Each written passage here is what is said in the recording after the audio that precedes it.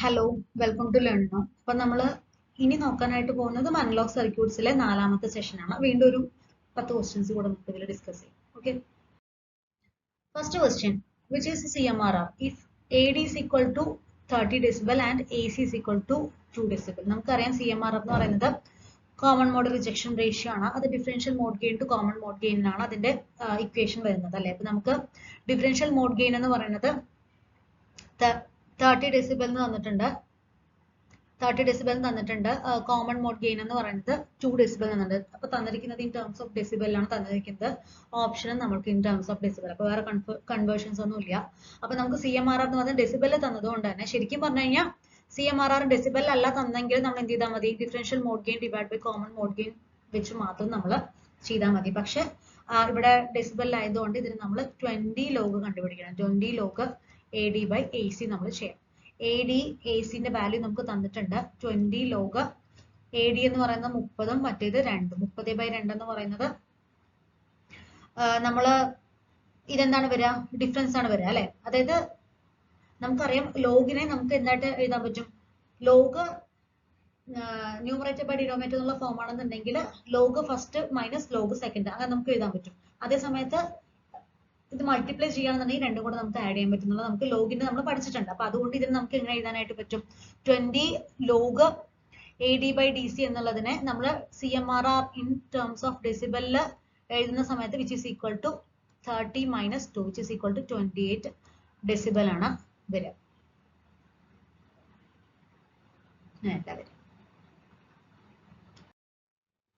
അടുത്ത question, if the differential voltage gain and the common mode voltage gain of a differential amplifier എന്ന് പറയുന്ന 48 ഡെസിബലും 2 decibel റെസ്പെക്റ്റീവിലാണ്, അങ്ങനെയെങ്കിൽ അതിന്റെ common mode rejection ratio കണ്ടുപിടിക്കേണ്ടത്. അപ്പൊ തന്നിട്ടുണ്ട് ഡിഫറൻഷ്യൽ മോഡ് ഗെയിൻ എന്ന് പറയുന്നത് 48 ഡെസിബലും അതേപോലെ തന്നെ കോമൺ മോഡ് ഗെയിൻ എന്ന് പറയുന്നത് 2 ഡെസിബലും ആണെന്ന് തന്നിട്ടുണ്ട്.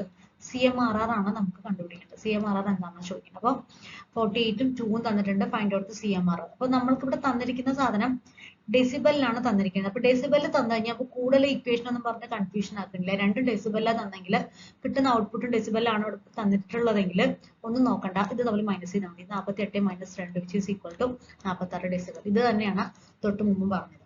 അപ്പൊ ശരിക്കും പറഞ്ഞാൽ ഇതാണ് അതിന്റെ ഇക്വേഷൻ. അതായത് ഡെസിബൽ 20 ലോഗ്, ഇതായത് ഈ വാല്യൂ ആണ് എന്താന്ന് പറയാ ഡെസിബലുള്ള വാല്യൂ. 20 ലോഗ് AD ചെയ്ത് കഴിഞ്ഞ് കഴിഞ്ഞാൽ നമുക്ക് ഡെസിബലുള്ള വാല്യൂ കിട്ടുക, അതാണ് 48.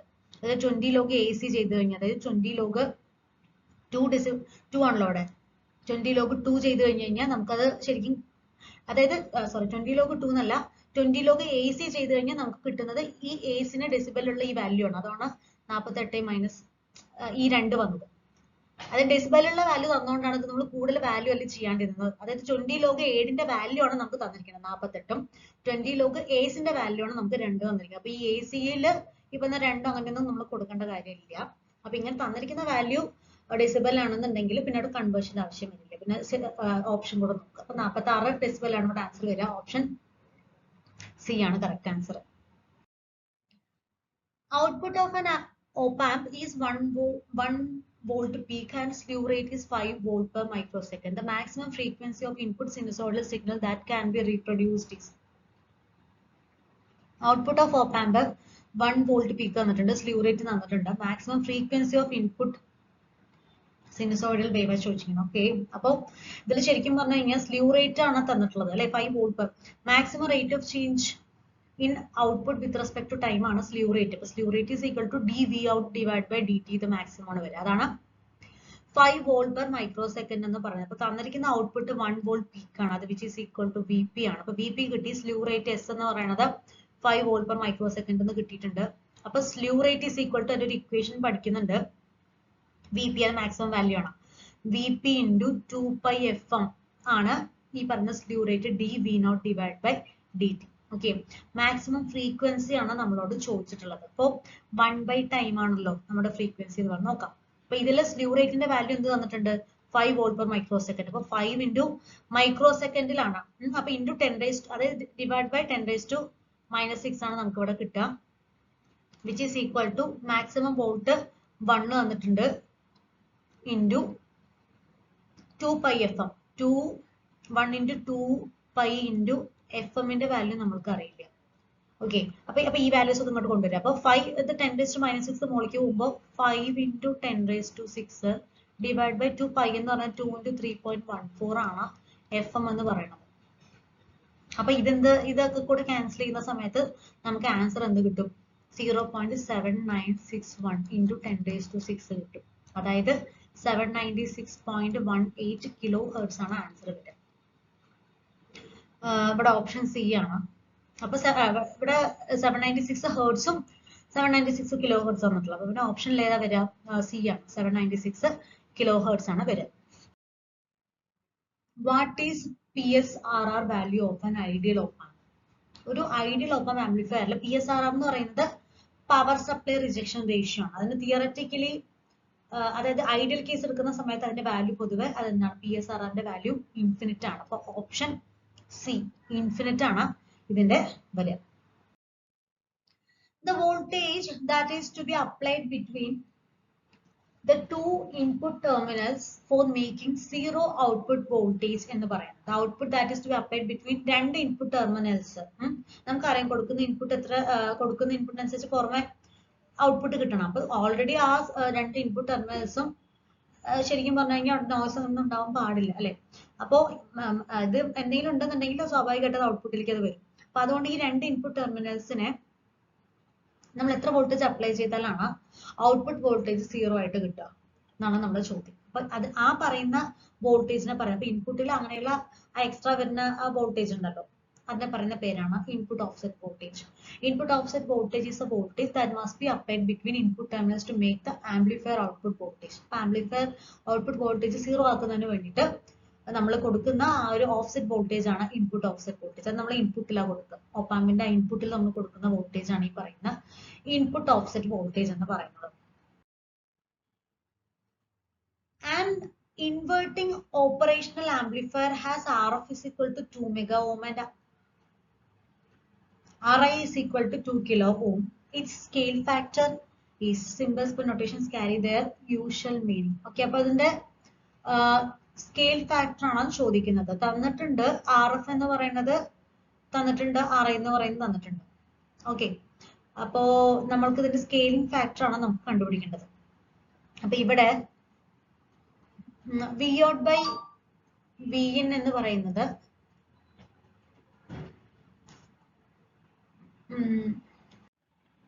നമുക്കറിയാലോ, അത് ഇൻപുട്ട്, അത് ഓപ്പറേഷണൽ ആംപ്ലിഫയറിന്റെ ഗെയിൻ ആണ് V0 by Vin, അതായത് AV.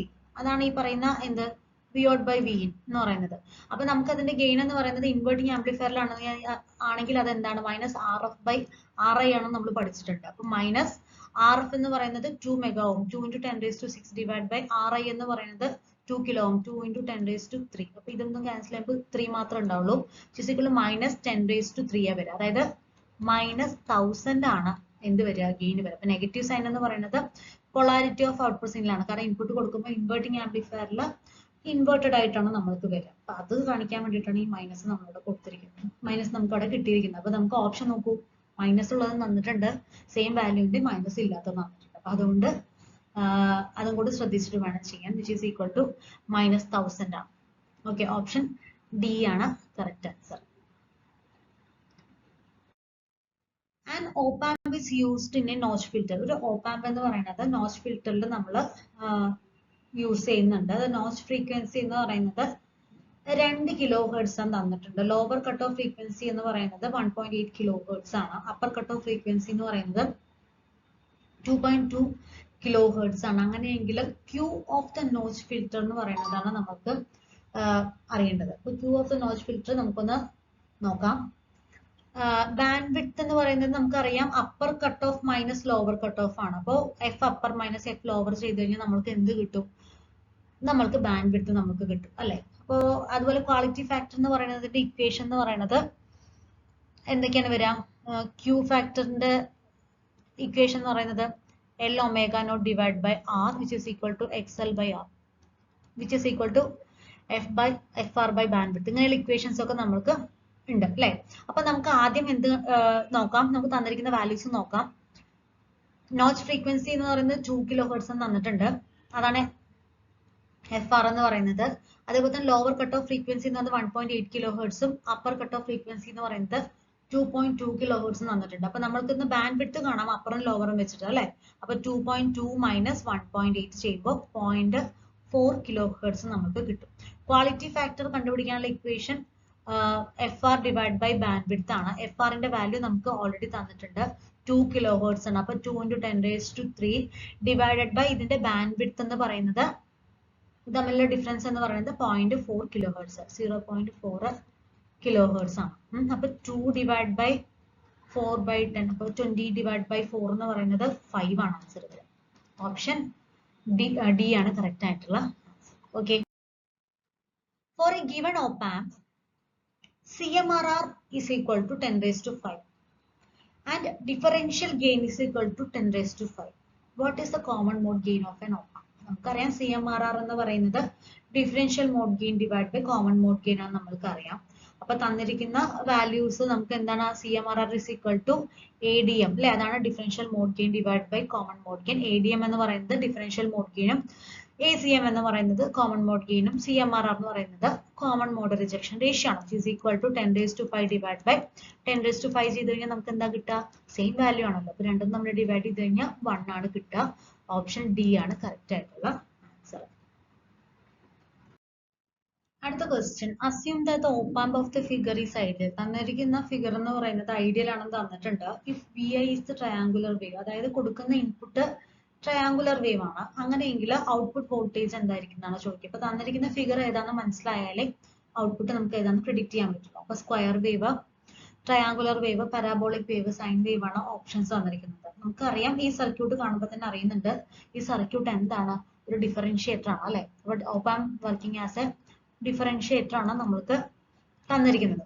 അപ്പോൾ ഡിഫറൻഷിയേറ്ററിൽ നമ്മളൊരു ട്രയാങ്കുലർ വേവ് ഇൻപുട്ട് കൊടുത്തു കഴിഞ്ഞാൽ കിട്ടുന്ന ഔട്ട്പുട്ട് എന്തായിരിക്കും വരിക, അതൊരു സ്ക്വയർ വേവ് ആയിരിക്കും വരിക. അപ്പൊ അതുകൊണ്ട് ഓപ്ഷൻ എ ആണ് കറക്റ്റ് ആയിട്ടുള്ള ആൻസർ. ഇതാണ് അതിന്റെ ഫിഗർ അല്ലെ. അപ്പൊ op amp എന്ന് പറയുന്നത് നമ്മൾ ബാലൻസ് കണ്ടീഷനിൽ നമുക്ക് അറിയാം കപ്പാസിറ്ററിൽ കൂടിയുള്ള കറണ്ടും റെസിസ്റ്ററിൽ കൂടിയുള്ള കറണ്ടും എന്തായിരിക്കും, ഈക്വൽ ആയിരിക്കും. അപ്പോൾ IC എന്ന് പറയുന്നത് C into dVi divide by dt ആണ്. പിന്നെ IR ന്റെ വാല്യൂ എന്ന് പറയുന്നത് നമ്മൾ എങ്ങനെ വരാം, ഇവിടെ സീറോ, ഇത് വിർച്വൽ ഗ്രൗണ്ട് കോൺസെപ്റ്റിൽ അല്ലെ, ഇവിടെ 0 minus V0 divide by R ചെയ്യണം. അപ്പൊ C dVi divide by dt is equal to V0 divide by R. അപ്പൊ ഇതിന്ന് ഔട്ട്പുട്ട് വോൾട്ടേജ് V0 കിട്ടും. അതായത് V0 മാത്രം നിർത്തിയിട്ട് ഈ R നെ അങ്ങോട്ടേക്ക് കൊണ്ടുപോയാൽ മതി.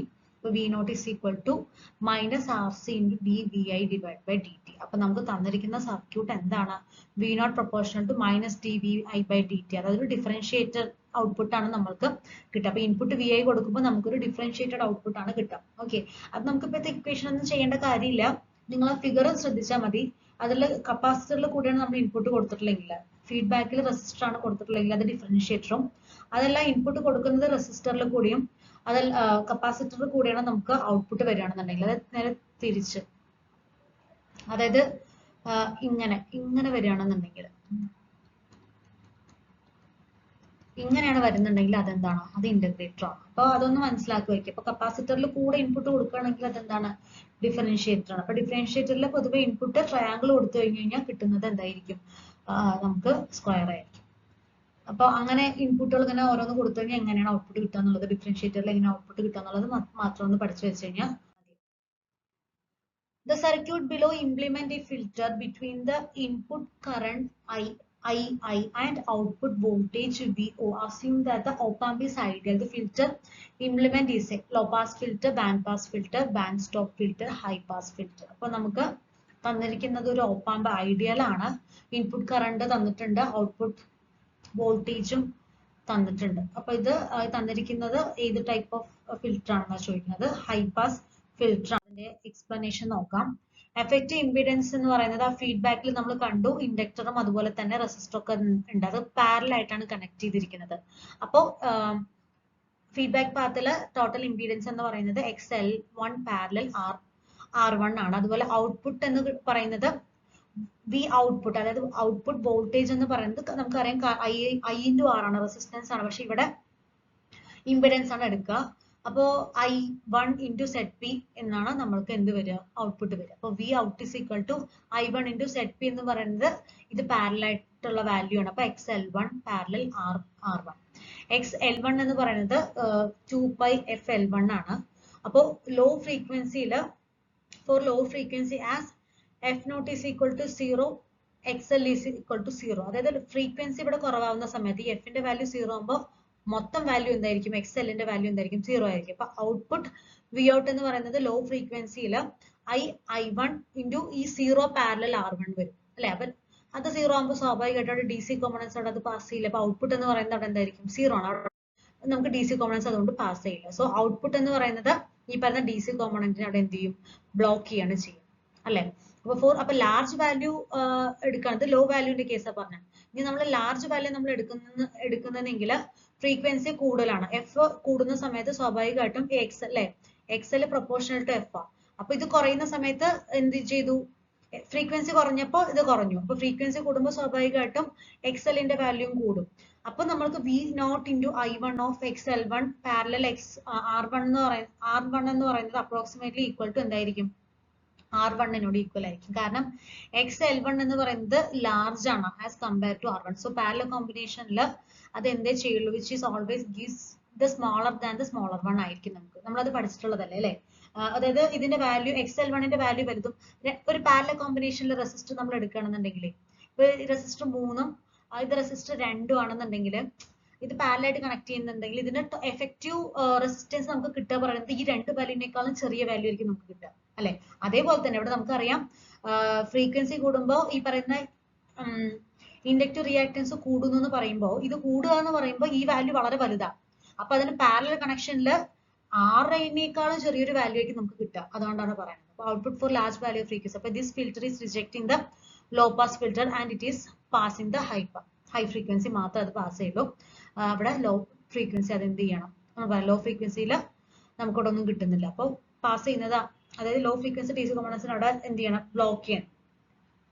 ഹൈ ഫ്രീക്വൻസി മാത്രമായിട്ട് നമ്മൾ പാസ് ചെയ്യും. ഓക്കെ. അപ്പൊ അത്രയാണ് എന്ത് ഈ പറയുന്ന ഫിൽറ്റർ.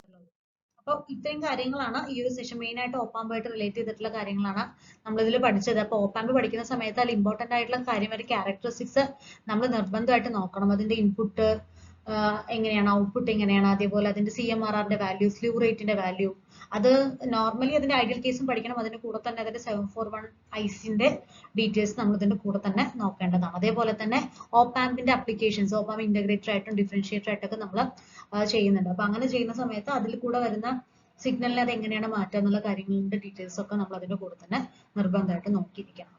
പിന്നെ അതുമായിട്ട് ബന്ധപ്പെട്ടുള്ള മാക്സിമം ക്വസ്റ്റ്യൻസ് കിട്ടുമ്പോൾ അത് വർക്ക്ഔട്ട് ചെയ്യും. ഓക്കെ. അപ്പൊ അത്രയും കാര്യങ്ങളാണ് ഇതിലുള്ളത്. Thank you.